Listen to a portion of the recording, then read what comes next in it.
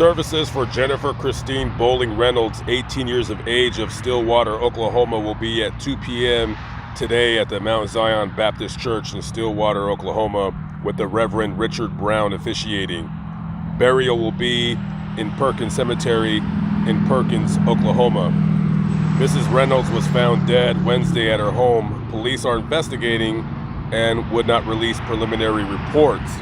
She attended school in Germany and Houston before moving to Stillwater, where she worked as a telemarketing representative.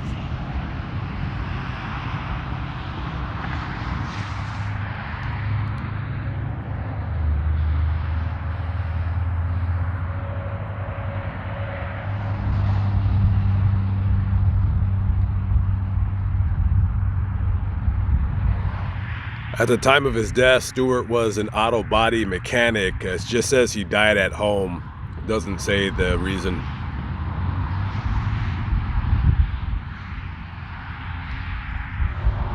Gary Wayne Silvers died Tuesday, January 7th, 1992, at the age of 38. He was born in Stillwater, November 11th, 1953, the son of Bob and Mary Silvers. He graduated from Stillwater High School in 1972 and completed the School of Auctioneering at Drumright Votech. From 1972 to 1973, he worked for Central Rural Electric Cooperative. In 1976, he opened Silver's Feeds and was its owner until his death.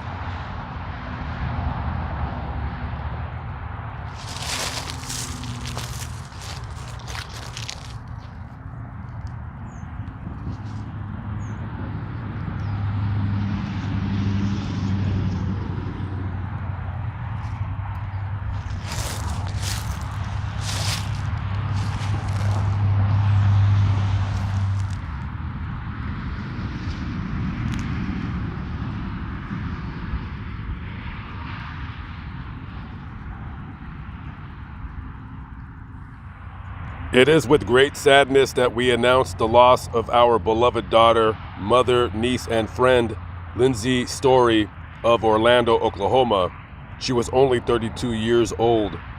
She was born to Mr. Chris Freeman and his wife, Jonna Elaine Smith Freeman, on May 25, 1987, in Oklahoma City. She was raised in Oklahoma and settled down in Perkins, Oklahoma. Lindsay attended Perkins schools. She worked as a hairstylist after earning her cosmetology license. She also earned her degree in nursing as a CNA. She was a beautiful soul with a kind heart. She will be missed beyond measure. She was always there to brighten the lives of others. She loved country music, especially anything by Miranda Lambert. She also loved some classic rock such as Elton John, Tracy Chapman, and Michael Jackson. Her most prized possession were her 3 daughters. She loved them to the moon and back. It was in April of 2006 that she became a mother for the first time. Then in May of 2009, she was blessed with her second bundle of joy. Finally, in September of 2015, she received her last little blessing. Every day spent with her girls was filled with love, laughter, warmth, and gratitude. She rejoins with her loved ones in heaven, including her mother, Jonna Elaine Smith, grandmother Raylene Smith, and grandfather Roy Benningfield.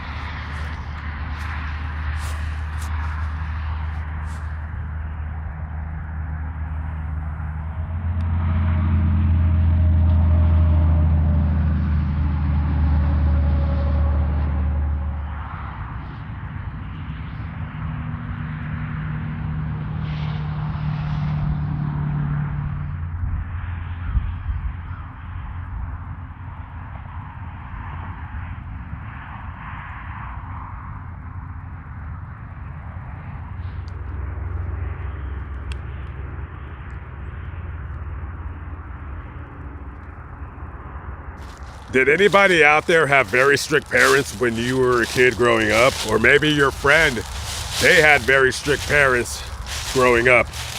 No, you cannot go to that party. come straight home from school. You can't be out past 10 p.m.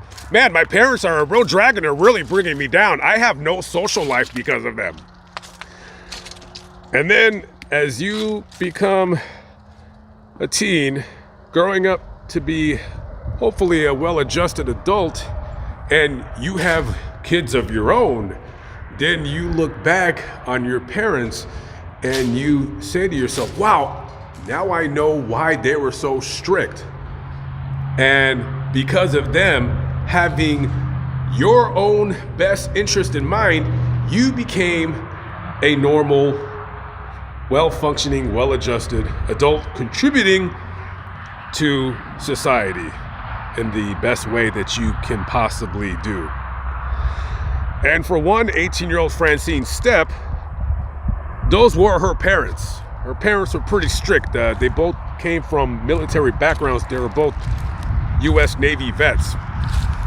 Now, after getting out of the military, they moved here to Stillwater, Oklahoma in 1979. You know, anybody back then, growing up in Stillwater into the 80s, if you knew who Francine Stepp was, she would be described as a nice girl, very smart, very respectful to adults,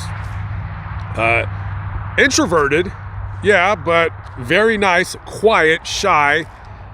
She would be a daughter that you would be very, very proud of having. And because she was so smart, I'm imagining her parents wanted the absolute best for their child. Now, of course, you want your kid to have friends and, not have any kind of stigma growing up, but you want them to stay out of trouble. And Stillwater, even to this day, is a pretty small town. So it's easy as a kid when you're growing up in a big city to get into trouble, but also when you're growing up in a small town and it's boring, you also can get into trouble. And like I said, they were very strict to her. When she got out of school, she was to come straight home. She had a very strict curfew. You can't be out past 9 p.m. on the weekend. They kept a very short leash on their daughter, but that's because they loved her very much and they wanted her to become an outstanding adult. They wanted her to have a bright future.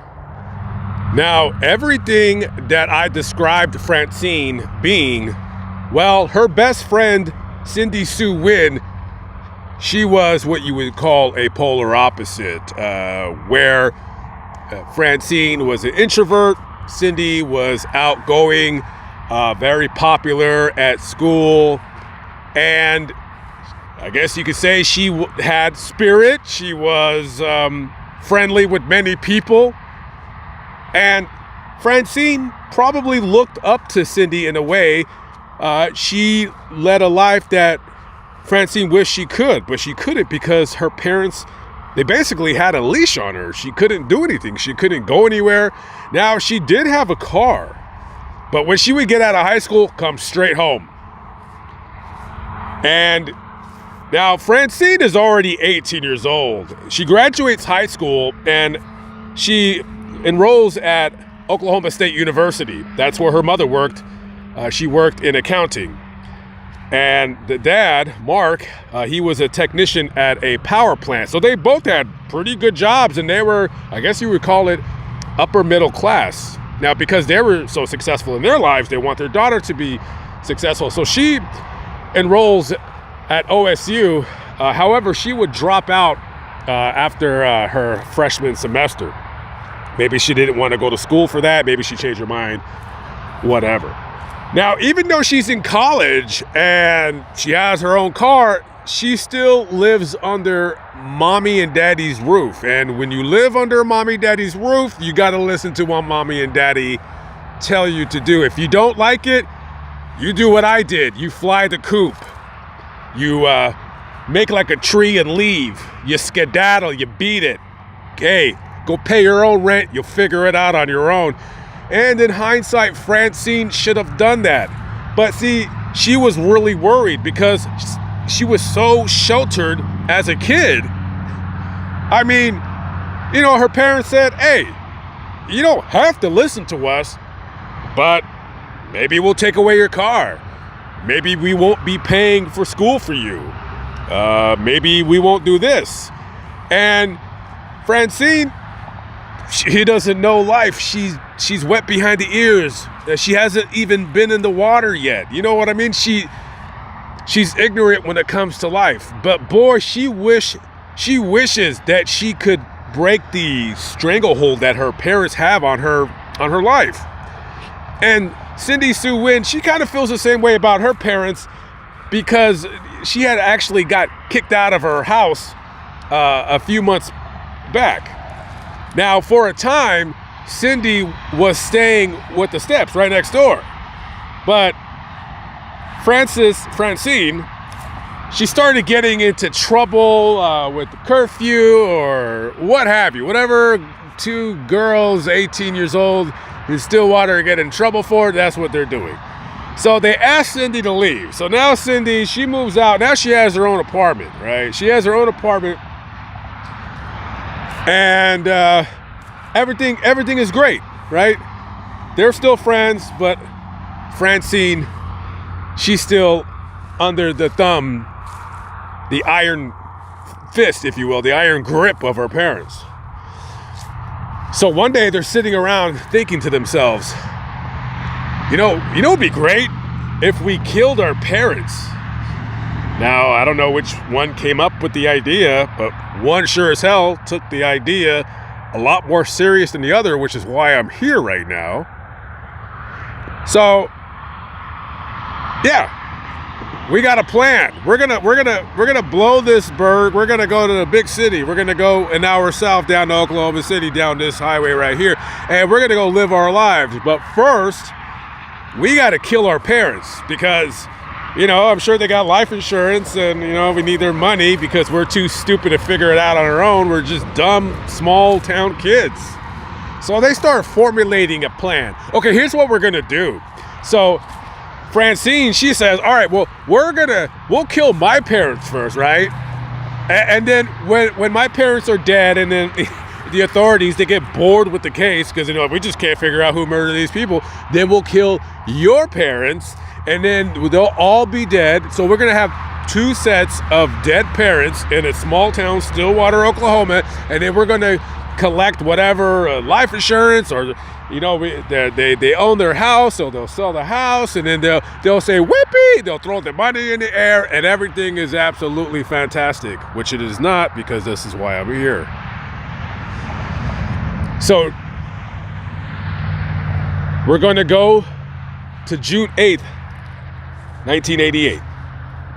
It's about 2 a.m, and their plan is in action. They're going to do it, right? So Francine, short for Francis, whatever, she has a gun. And Cindy, well, she doesn't have a gun, but she's with her. So they go into Francine's home, and it's 2 o'clock in the morning. They go upstairs to the parents, and they're sleeping. All of a sudden, Francine opens the door. Her parents are startled, and she just starts screaming at them something, I'm tired of you guys, and she fires several shots into her father's, Mark's, body. After he stops moving, Francine then takes a butcher knife, which she had got from the kitchen, and repeatedly starts stabbing her mother over and over and over and over and over until she dies. After both parents are dead, then they start saying, okay, we got to come up with an alibi. So we'll tell them that I was at your apartment all night long, and we were just listening to records, just being good little girls. So they go back to Cindy's apartment, and then Francine, she goes back home, and she, you know, goes upstairs, and she says, oh my God, my parents are dead. That's crazy. Well, because you killed them. So she, you know, makes her, you know, self cry, and she runs to the neighbor, Cindy's mom's house. I believe her name was Mitzi Wynn. And she's like crying hysterically, oh my God, my parents are dead. My parents are dead. Oh my God, oh my God. So she's like looking at this girl like, what the hell? So they call 911 and the police, they come out, they go into the step home, and of course they see Mark lying on the bed. He's covered in blood. Dee is on the right side of the bed. She fell onto the floor. She has a butcher knife protruding out of her abdomen. This most certainly now is a murder. So they get Francine and they take her down to the station and they ask her what the hell happened, and she tells them the story that she's at Cindy's house, blah, blah, blah. Now, the detectives, they feel just by looking at the case that whoever the killer was, they knew them. And robbery doesn't appear to be a motive because, as far as I know, nothing was missing.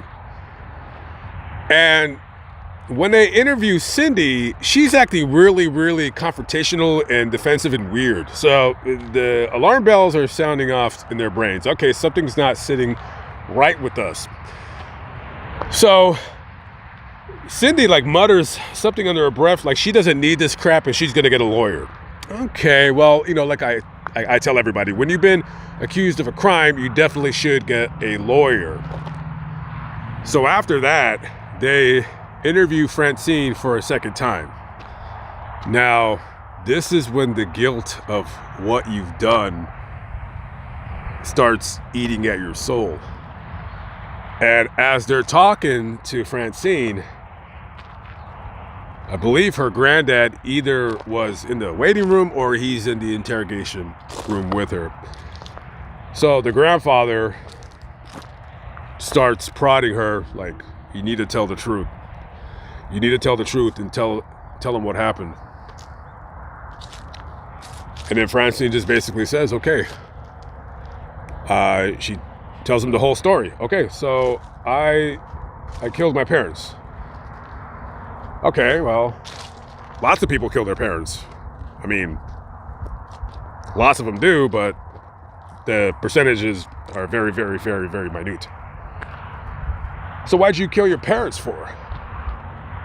And she said, well, because they're strict. So about 2 a.m., me and Cindy went to my house, and she didn't participate in the murders, but she was there with me, and she helped me clean up the crime scene. And that would make sense because after or before she said anything about admitting to the crime, detectives have sprayed luminol throughout the house, and some of the footprints, the foot patterns that were downstairs in the living room matched where it looked like it was two similar shoe-size prints as Cindy and Francine. July 18th, 1988, both girls are charged with first-degree murder. Now, because Cindy technically didn't participate in the crime in terms of doing either the shooting or the stabbing, somehow she was only found guilty of accessory to murder and soliciting for murder. And, well, she got that soliciting charge because the girls, they had gone around town. They asked a couple people, hey, you think you can kill our parents? And, either of the guys, they didn't call the police on them because they thought they were just, I don't know, BSing or something. I don't know. So eventually, Cindy Sue Wynn would end up doing about 10 years in prison. She got out in 1999. And as far as I know, she's kept a pretty low profile. I don't see anything crazy about her doing or committing other kinds of crimes. However, Francine Stepp, she would be found guilty of double murder and be sentenced to life in prison.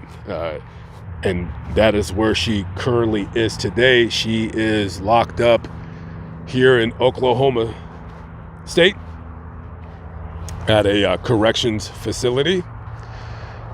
And ultimately, she killed her parents because they told her she couldn't hang out with Cindy anymore, amongst all the other things about them being so strict and not letting her do what she wanted to do. So this is the final resting place of the steps. That's Mark and Dolores right there, United States Navy. And, you know, it's so amazing that if she thought her parents were so strict when she was a kid, well, now she's under the supervision of the Oklahoma Department of Corrections, so they're probably a lot more strict than her parents ever were. I mean, hell, for the rest of your life, you're going to be told when to sleep, when to shower, when to get up, what you can watch on TV, where you can go, what you can eat. I would say use the bathroom, but inmates typically can use the bathroom whenever they want. They just have to do it in front of a bunch of other people. And Oklahoma, I've always said this, is one of the top 5 states where you do not want to commit crimes, because they're a very, very strict state when it comes to handing out prison sentences. I'm surprised that Cindy only did 10 years in prison. I thought she would have got life, but oh well. So Francine has been up for parole many times. She doesn't have a bad record in prison. I guess you would call her a good inmate.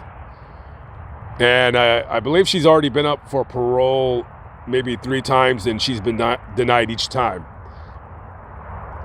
And I suspect eventually she will get out. As of right now, she would be about, 52, 53 years old.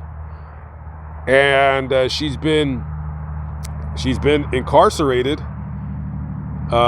for, what is it going on now, 35 years or so?